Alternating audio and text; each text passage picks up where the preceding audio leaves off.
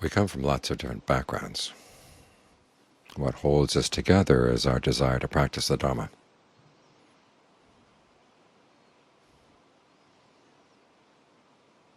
A couple of years after John Fuang passed away, a group of people came from Bangkok, and they asked me, are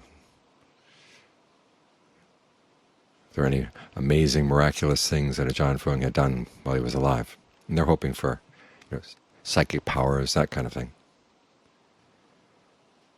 But I told him that what I found most amazing was that even though he was Thai and I was American, that when we communicated, the fact that he was Thai and the fact that I was an American just didn't seem to matter. It was just one human being to another. I thought that was amazing.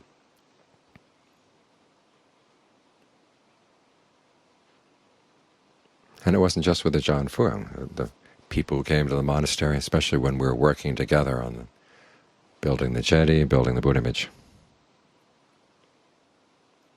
there's a very strong sense of extended family.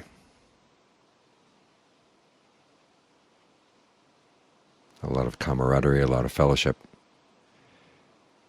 But as I got to know the people, I began to realize that when we weren't working on Dharma projects or talking about the Dharma, that when they started talking about their background, it was something very foreign, people that otherwise I probably never would have connected with. But it was the fact that we were able to step out of our backgrounds and look at them from the point of view of the Dharma.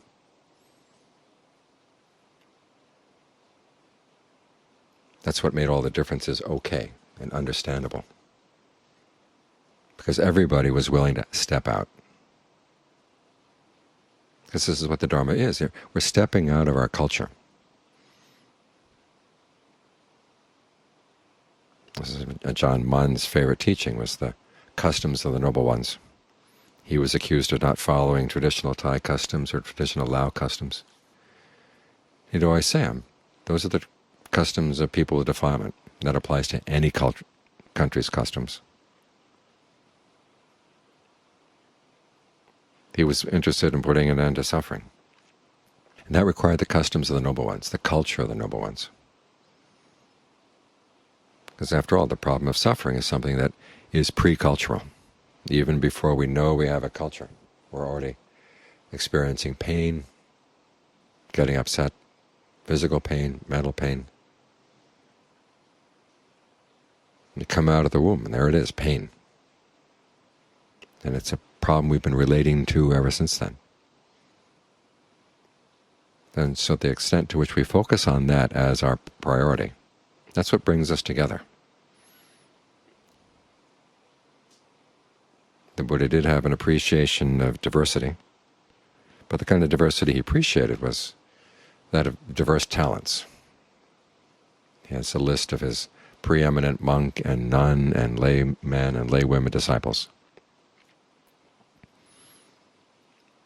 And what he points out is that each individual has a particular kind of talent, and they have something to offer to the group.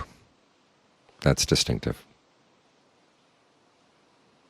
But it's all for the same purpose. And so here we are, coming from many different backgrounds ourselves, different parts of the world, different strata of society. What puts us together is the fact that we have this common aspiration, this common goal. We want to take the Buddha's analysis of suffering, which is the same for everybody. He focused on what we all have in common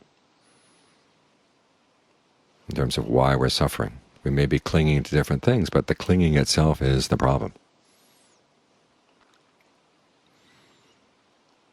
And the dynamic of clinging and the dynamic of putting an end to it, it's the same for everybody. There are minor differences in terms of the particulars of your clinging. And these are things that we all have to work out for ourselves. But the basic structure is the same, and this was the Buddha's genius. He came from a particular strata of society, Indian society, noble warrior class. But his analysis of suffering and the causes of suffering, the end of suffering, had nothing to do with India or noble warrior caste. Just the way the mind works. So as we focus on this, is what keeps us working together, coming together. It's one of the factors that the Buddha talked about, is how a group stays together. We look at our society now and everything seems to be tearing apart. And it's good to think about how we stay together. There's 6 qualities in all.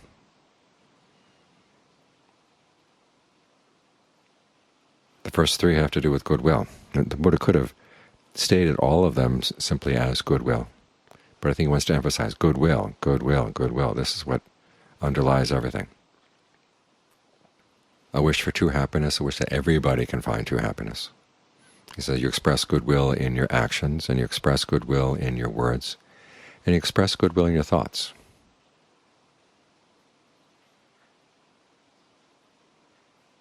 And as long as we're extending thoughts of goodwill to one another, it's a lot easier to live together. The 4th quality is generosity. You have something to share, you share it with a group. This creates a sense of camaraderie. I have a student who was living up in northwestern Thailand, out in the woods. There were a group of monks scattered around the woods, and someone would come once a month or so and bring provisions for the monks. And as long as everybody was sharing, they were happy. Well, they found out that the monk who was looking after the provisions was holding extra off for himself. And immediately there was conflict in the group because of that. Because when you have something to share and you give it, that's what creates and cements a bond of fellowship. And the last 2 qualities are holding virtue in common and right view in common. As long as we're all holding by the precepts, we all trust one another, that we're not lying, we're not taking things, it's so much easier to live with one another. But in particular, having our views in common.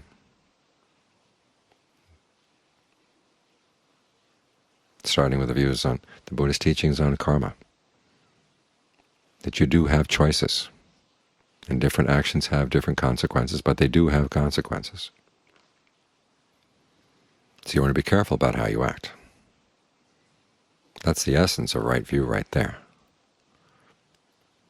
It doesn't require that you be Buddhist in order to believe it. And I have run into some people who thought that their actions were totally determined by their genes.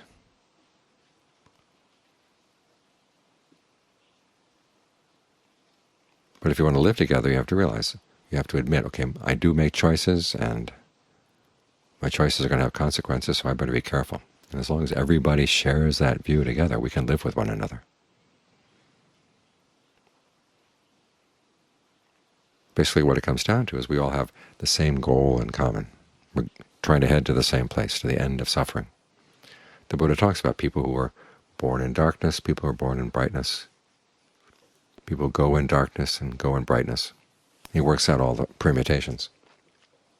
What it comes down to is it doesn't matter where you're coming from. Darkness, of course, is a state where the family is poor, it's not educated, you've got wrong view. In other words, you're born into really difficult circumstances as far as your ability to find the Dharma and practice the Dharma. Born into brightness is when circumstances are easy. But there are people born in brightness who go in darkness. In other words, they behave in ways that are going to pull them down.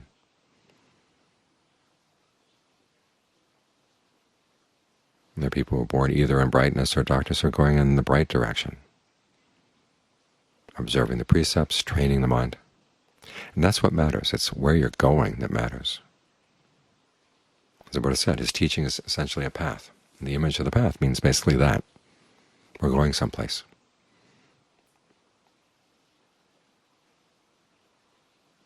Even as we're sitting here focusing on the present moment, it's not just the present moment that's at stake here. It's what comes afterwards as well.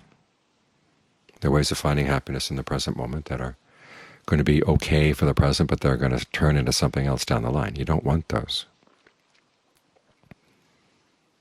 And sometimes there's pain in the present moment, but you learn how to relate it to it in the proper way so that it actually leads to something good down the line. So the question is, where do these things go?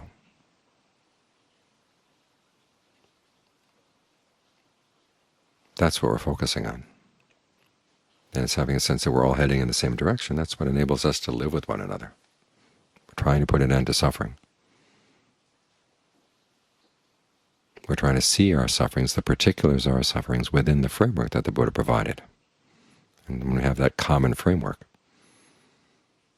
that enables us to live with the differences that we have. So they're there, but they don't get in the way. We're not trying to obliterate them, but ultimately they don't matter, because we're focusing on something that everybody has in common. We're all suffering from our own actions. And we all want to learn how not to do that. And realize that our suffering from our own actions doesn't stop just with us, but it makes us a burden on other people too. This is why practicing the Dharma is a gift, both to ourselves and other people. It's one of those kinds of generosity that allows us to live together.